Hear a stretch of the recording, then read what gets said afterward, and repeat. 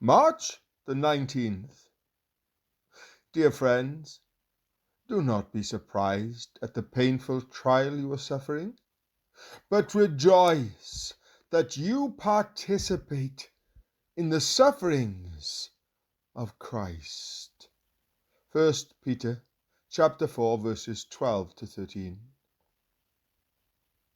Many hours of waiting were necessary to enrich David's harp with song, and hours of waiting in the wilderness will provide us with psalms of thanksgiving and the sound of singing. Isaiah chapter 51 verse 3. The hearts of the discouraged here below will be lifted, and joy will be brought to our Father's heavenly home.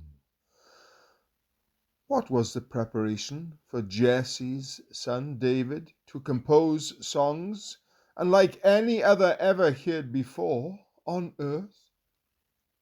It was the sinful persecution that he endured at the hands of the wicked that brought forth his cries for God's help.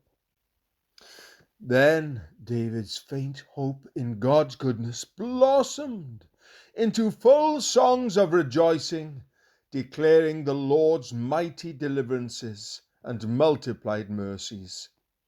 Every sorrow was yet another note from his harp, and every deliverance another theme of praise. One stinging sorrow spared would have been one blessing missed and unclaimed, one difficulty or danger escaped. How great would have been our loss! The thrilling psalms where God's people today find expression for their grief or praise might never have been known.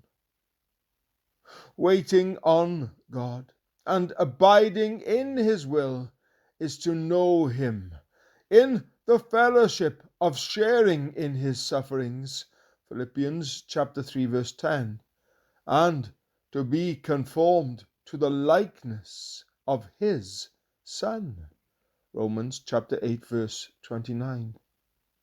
Therefore, if God's desire is to enlarge your capacity for spiritual understanding, do not be frightened by the greater realm of suffering that awaits you. The Lord's capacity for sympathy is greater still, for the breath of the Holy Spirit into His new creation never makes a heart hard and insensitive, but affectionate, tender, and true. Anna Shipton. I thank Christ Jesus our Lord, who has given me strength, that He considered me faithful, appointing me to His service. 1 Timothy chapter 1 verse 12.